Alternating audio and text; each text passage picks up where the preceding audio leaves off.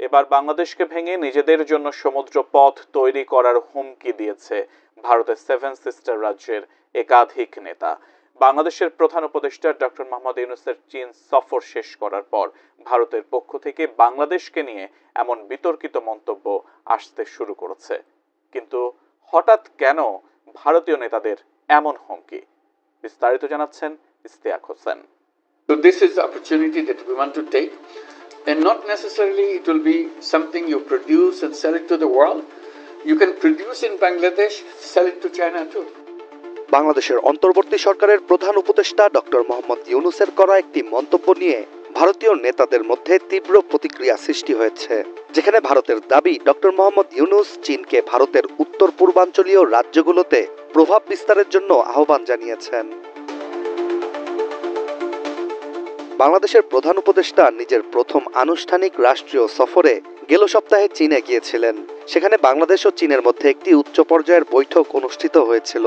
আর ওই বৈঠককে ঘিরেই ভারতের স্থানীয় গণমাধ্যম ইন্ডিয়া টুডের একটি প্রতিবেদনে বলা হয়, ডক্টর মোহাম্মদ ইউনূস বাংলাদেশে চীনের অর্থনৈতিক পদচারণার সুযোগ তুলে ধরে ভারতীয় উত্তর পূর্বের 7টি রাজ্যের অভ্যন্তরীণ সাগর হিসেবে বাংলাদেশকে ব্যবহার করে চীন ওই অঞ্চলে প্রভাব বিস্তার করতে পারে। প্রতিবেদনটিতে আরও বলা হয় যে বাংলাদেশের ভৌগোলিক অবস্থান ভারতের উত্তর পূর্বাঞ্চলীয় অঞ্চলগুলির জন্য সাগরের একমাত্র রক্ষক হিসেবে প্রতিষ্ঠিত করে বলে ওই বৈঠকে বলেছেন ডক্টর ইউনূস।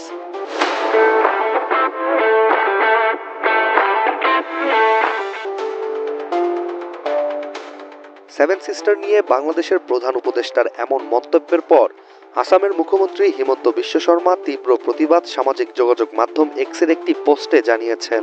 তার মতে ভারতের 7টি উত্তর পূর্ব রাজ্য অর্থাৎ সেভেন সিস্টার্স সাগর থেকে বিচ্ছিন্ন, যার ফলে বাংলাদেশই একমাত্র সাগরের রক্ষক। এমন মন্তব্য অত্যন্ত আপত্তিকর এবং নিন্দনীয়। তিনি আরও বলেন, এ ধরনের মন্তব্য ভারতের কৌশলগত চিকেন নেক করিডোরের যে দুর্বলতা ও এটি নিয়ে যে ষড়যন্ত্র তৈরি হওয়ার একটি প্রবণতা রয়েছে তাই প্রমাণ করে।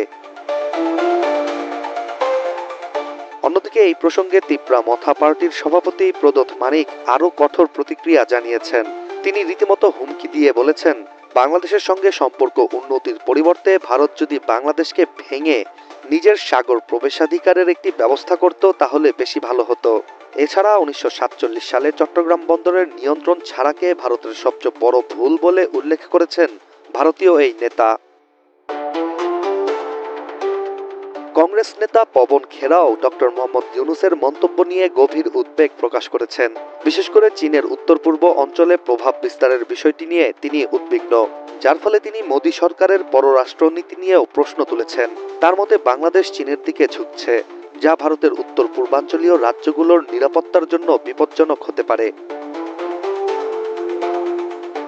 বিশেষজ্ঞদের ধারণা, ডক্টর মোহাম্মদ ইউনূস ভারত কিংবা চীন নয়, বরং দুই দেশের বাণিজ্যিক ও অর্থনৈতিক উন্নয়নের কথা মাথায় রেখে ও এই অঞ্চলে ব্যবসা বাণিজ্য বৃদ্ধি করতেই এমন মন্তব্য করেছেন। তবে এর প্রতিক্রিয়ায় ভারতীয় নেতারা যে বাংলাদেশকে সরাসরি ভেঙে ফেলার হুমকি দিচ্ছে তা ঢাকা ও নয়াদিল্লির সম্পর্কের ওপর নতুন করে বিরূপ প্রভাব ফেলতে পারে। এখন দেখার বিষয় বাংলাদেশ থেকে এমন হুমকির প্রতিক্রিয়া কি দেয়া হয়।